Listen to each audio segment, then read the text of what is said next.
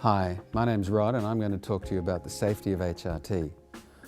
It's one of the commonest questions I get asked by patients, because there is so much bad news out there in the media about all sorts of things that are dangerous about hormones. But let me tell you, there is nothing that is particularly dangerous at all. There are three things that women worry about. One is the risk of blood clots, thromboembolic disease. One is the risk of heart disease, and the other is the risk of breast cancer. When I talk about risk, I'm going to talk to you about different forms of HRT. One of those will be estrogen plus a progestogen, and that can be taken by mouth or it can be administered through the skin. And the other will be estrogen only. Estrogen only also can be administered by mouth or through the skin. And estrogen only is the type of hormone therapy you would use if you'd had a hysterectomy. Before we talk about all the so-called risks of hormone therapy, let's just list some of the benefits that there are. First of all, nothing alleviates menopausal symptoms better than hormone therapy. There is just no doubt about that.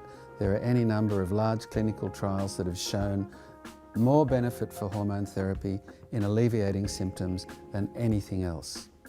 Secondly, we have lots of evidence to show that hormone therapy will improve your bone density. Not only that, it'll reduce your risk of fracture as well. Thirdly, regarding your cardiovascular health, we have evidence to show that hormone therapy will reduce your cholesterol levels and will reduce your risk of diabetes. Every woman worries about putting on weight after the menopause, and every woman does put on some weight around the middle as soon as she becomes menopausal. But hormone therapy won't make that worse. In fact, it might actually make it better. Okay, so point one, let's talk about the risk of blood clots. That's thromboembolic disease. If you use estrogen plus progestin by mouth, then your risk compared to somebody who never uses hormones will be doubled. That sounds huge, doesn't it? But it's actually one extra case per 1,000 women.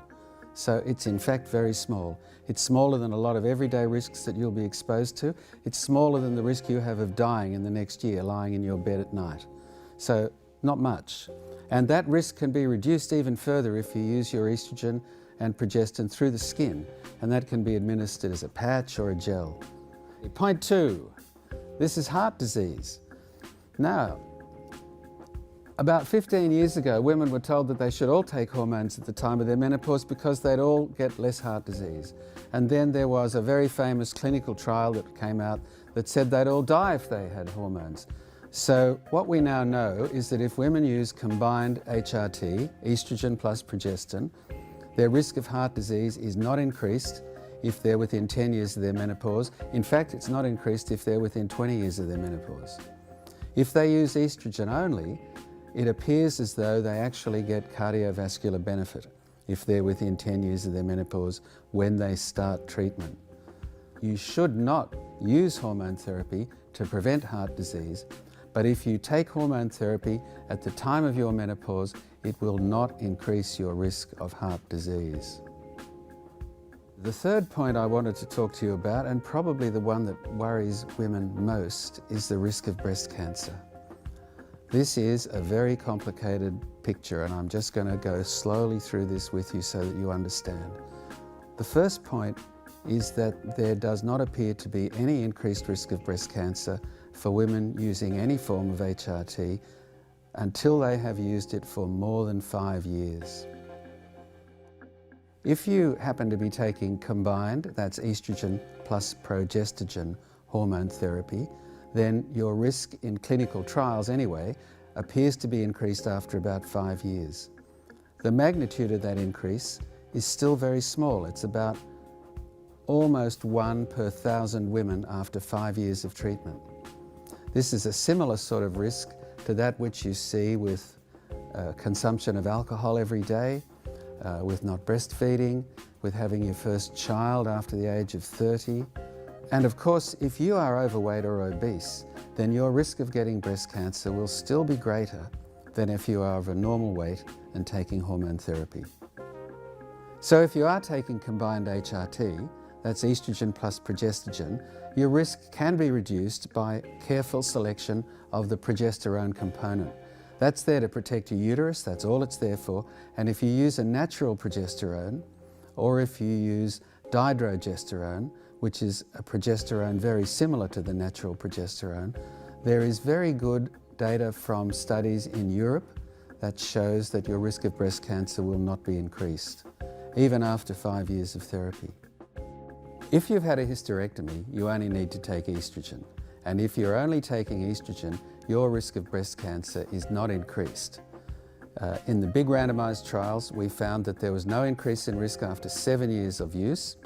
And in fact, with 12-year follow-up, there was a reduced risk of breast cancer for women using estrogen only. What about stroke? We're all worried about a stroke, and it has been said that hormone therapy increases the risk of stroke. This is not true for women without any underlying risk factors who are in their 50s or within 10 years of their menopause. If you do have some risk factors, then you should obviously talk to your doctor about it. But we also have evidence to show that in those circumstances, you could probably safely use a non-oral estrogen such as a patch or a gel. Some women go through the menopause with no symptoms except local symptoms of estrogen deficiency. By that I mean they could have vaginal dryness, they could have discomfort with intercourse, or they could have recurrent urinary tract infections. For those women, it's appropriate to use topical estrogen therapy. There are a variety of products available. All of these are extremely low dose. None of them require you to use a progestogen as well as them, providing you use them according to the instructions that you're given. And all of those things can be used safely in the long term. I hope that's helped you to understand the concept of risk and to realize that the risks with hormones are actually very low. But there is one other point I want to discuss with you, and that is the continuation of therapy beyond 5 years. A lot of women, perhaps nearly 50% of women, will have some hot flushes beyond that 5-year period. And for them to have to stop their hormone therapy at that time is often extremely distressing. Obviously, you should talk about this with your doctor so that your individual risks and benefits can be assessed.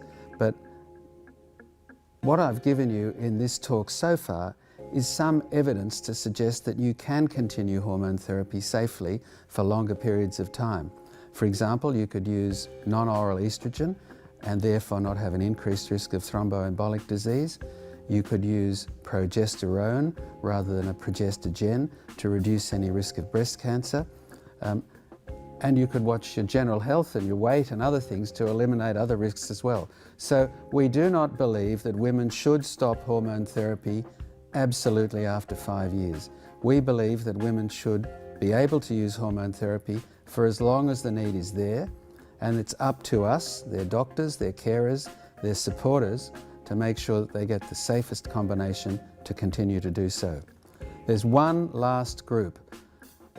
There's a group of women whose menopause occurs early, before the age of 45, and sometimes prematurely before the age of 40. It is absolutely essential, if you are one of those women, that you continue to take your hormones at least until the average age of the menopause. What you have is different. I want to have a few words with you about Tibolone. Tibolone's a unique form of hormone therapy, which is available in most parts of the world. Tibolone has estrogenic and progestogenic properties, so you don't need to take a progestogen with it. There are a few features of Tibolone that do make it better for some women. One of those is that it does not increase breast density. So if your doctor's told you that you have dense breasts, or if the radiologist has told you after you've had a mammogram, it's possible that this would be a better option for you. Secondly, Tibolone does not increase the risk of thromboembolic disease. That's blood clots. It's one of the few forms of oral therapy that does not do that. And so if you are at increased risk of thromboembolic disease, this may be a better option for you. But once again, you need to talk about that risk with your doctor. Let me just summarize what we've been talking about. For most women, the benefits of hormone replacement therapy will outweigh any risks if they're initiated within 10 years of their last period or in their 50s, even if they're continued for about 10 years. If you have to continue therapy beyond that time, then there are ways that we can work with you to reduce your risks as much as possible. The overall risks are small, and they're less than many day-to-day risks that we face in our everyday life.